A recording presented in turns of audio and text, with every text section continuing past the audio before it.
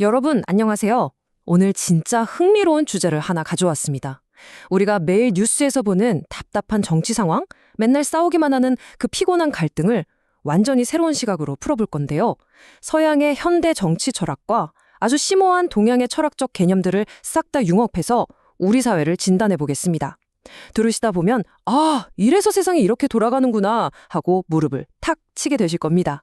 자, 바로 시작해 볼까요? 자, 여기서 한 가지 도발적인 질문을 던져볼게요. 갈등 하나 없이 모든 사람이 완벽하게 의견의 일치를 이룬 사회, 상상만 하면 참 평화롭고 이상적인 민주주의 같죠? 독일의 유명한 철학자 하버마스도 이런 의사소통을 통한 이성적인 합의를 최고로 쳤거든요. 근데요, 이게 과연 진짜 민주주의일까요? 아니면 겉으로만 평화로워 보이는 아주 조용하고 무서운 억압일까요?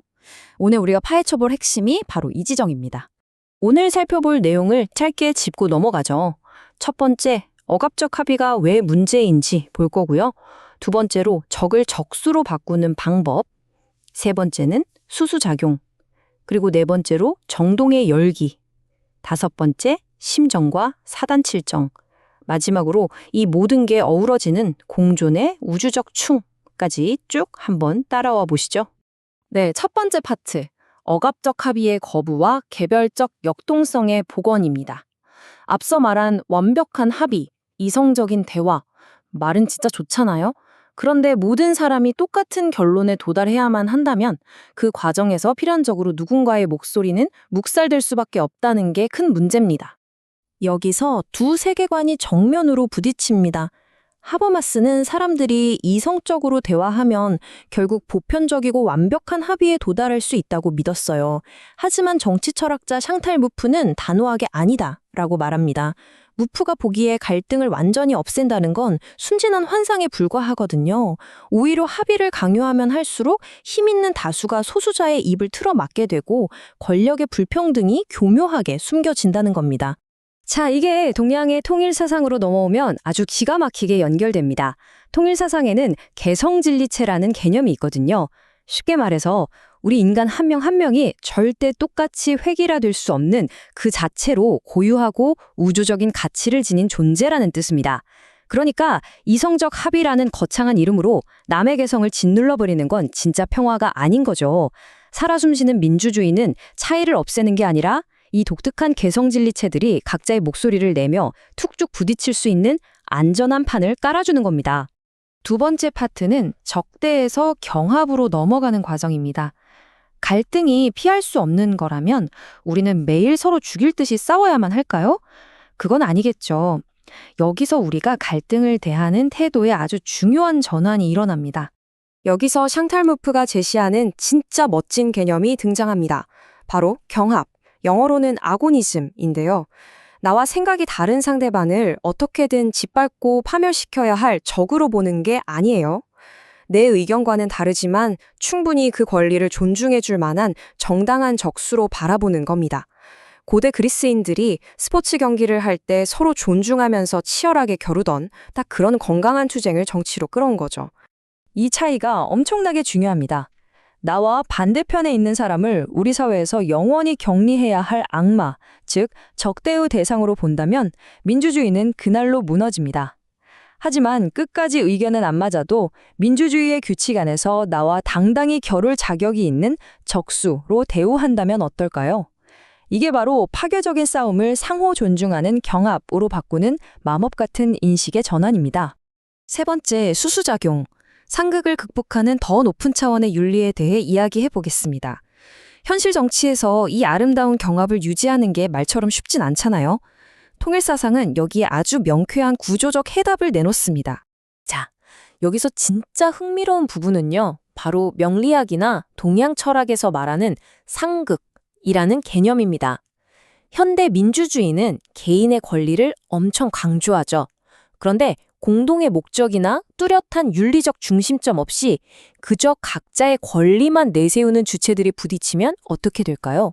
필연적으로 서로 헐뜯고 배척하는 파괴적인 현상이 일어납니다. 이게 바로 상극이에요. 우리가 매일 뉴스에서 보는 상대를 깎아내리기 바쁜 그 지긋지긋한 정치의 민낯이 바로 이 상극 현상인 겁니다. 그렇다면 이 파괴적인 충돌을 어떻게 생산적으로 바꿀 수 있을까요?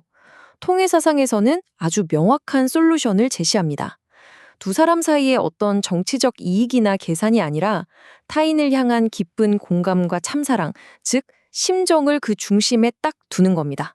이 따뜻한 심정을 바탕으로 서로 에너지를 주고받는 걸 수수작용이라고 부르거든요. 상대방이 밉고 의견이 달라도 그를 우주적 가치를 지닌 존재로 인정해주는 이 중심축이 있어야만 아까 말씀드린 건강한 경합이 깨지지 않고 굴러갈 수 있는 겁니다. 네 번째 파트, 이성을 넘어선 정동의 열기입니다. 다시 샹탈 무프의 이야기로 돌아가 볼게요. 무프는 아주 현실적인 지적을 합니다. 차가운 논리만으로는 절대 사람들을 움직일 수 없다는 거죠. 한번 생각해 보세요. 우리를 투표소로 달려가게 만들고 광장에 모여 촛불을 들게 하는 힘이 논문 속의 건조한 팩트일까요? 아니거든요. 사람들을 하나로 묶고 우리라는 정체성을 만드는 건 바로 정동, 즉 뜨거운 열정과 감정입니다. 만약 정치가 고상한 척하면서 이 뜨거운 정동을 무시해버리면 빈틈이 생깁니다. 그리고 그 빈 공간을 비합리적이고 파괴적인 극단적 포퓰리즘이 파고들어 대중의 분노를 악용하게 되죠. 그러니까 역동적인 민주주의를 위해서는 이 집단적 열정을 피할 게 아니라 적극적으로 끌어안아야 합니다. 여기에서 샹탈 무프의 아주 뼈 때리는 통찰 하나 짚고 가겠습니다.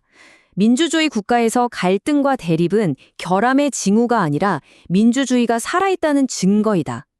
맞습니다, 여러분. 시끄럽고 갈등이 생긴다고 피할 게 아니에요. 오히려 그 뜨거운 에너지가 부딪히며 내는 마찰열이야말로 우리 사회의 수많은 다원적인 목소리가 펄떡펄떡 살아 숨쉬고 있다는 가장 확실한 증거인 겁니다. 갈등은 민주주의의 질병이 아니라 심장 박동인 셈이죠. 다섯 번째, 심정의 정치와 사단칠정입니다. 여기서 서양과 동양의 아주 경이로운 융합이 일어납니다. 대중의 뜨거운 정동이 반드시 필요하다는 무프의 주장과 동양의 정교한 감정 철학이 딱 만나게 되거든요. 자, 정동이라는 이 엄청난 에너지가 폭동이나 맹목적인 징후로 엇나가지 않으려면 튼튼한 브레이크가 필요하잖아요. 동양 철학의 사단칠정이 바로 그 완벽한 안전장치가 되어줍니다. 무프가 말한 역동적인 정치적 열정은 희로애락 같은 다채로운 감정, 즉 칠정에 해당해요. 그런데 이 감정이 파괴적으로 흐르지 않게 꽉 잡아주는 나침반이 바로 이웃의 아픔에 공명하는 츠간지심을 비롯한 윤리적 방향성, 즉 사단입니다. 차가운 이성이 아니라 따뜻한 도덕성이 감정의 든든한 뼈대가 되어주는 거죠. 이게 우리에게 기가 막히게 보여주는 진리가 하나 있습니다. 바로 최고의 정치가 작동하는 원리인데요. 가장 깊은 밑바탕에 심정, 즉 타인에 대한 깊은 공감을 깝니다. 그 위에 사단이라는 단단한 도덕적 나침반을 세우죠. 그리고 그 튼튼한 토대 위에서 대중의 칠정, 즉 뜨거운 정치적 열정을 마음껏 폭발시키는 겁니다. 이것이야말로 윤리와 정동이 완벽한 시너지를 내는 숭고한 정치적 예술이 아닐까요? 드디어 마지막 여섯 번째 파트입니다. 공존의 우주적 춤, 부딪히며 창조하는 균형입니다. 이제 서양의 다원주의 정치 철학과 동양의 원리적 우주관이 만들어내는 거대한 그림을 하나로 엮어보겠습니다. 오늘 내용 이렇게 정리할 수 있겠습니다. 모두가 똑같은 생각만 하는 완벽한 합의는 그저 환상일 뿐입니다. 갈등은 두려워할 대상이 아니라 오히려 민주주의가 살아있다는 증거고요. 나랑 반대편에 선 사람은 박살내낼 적이 아니라 정당하게 존중해야 할 적수입니다. 그리고 우리의 그 뜨거운 정치적 열정은 반드시 타인을 향한 공감과 윤리라는 중심축에 단단히 매여 있어야 하죠.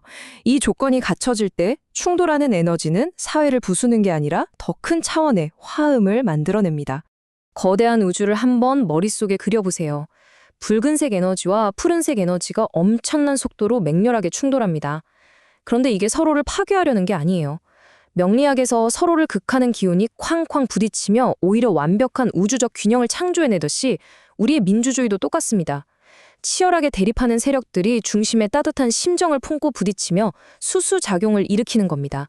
그 치열한 충돌의 마찰열이 눈부신 불꽃이 되고 결국 끊임없이 조화를 만들어가는 웅장하고 아름다운 우주의 춤사위가 되는 거죠.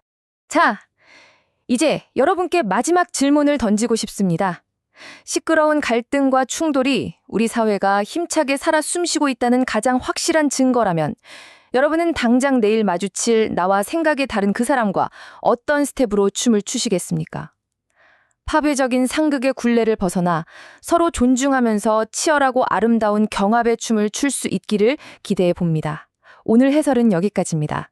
여러분, 갈등을 두려워하지 마세요. 함께 해주셔서 진심으로 감사합니다.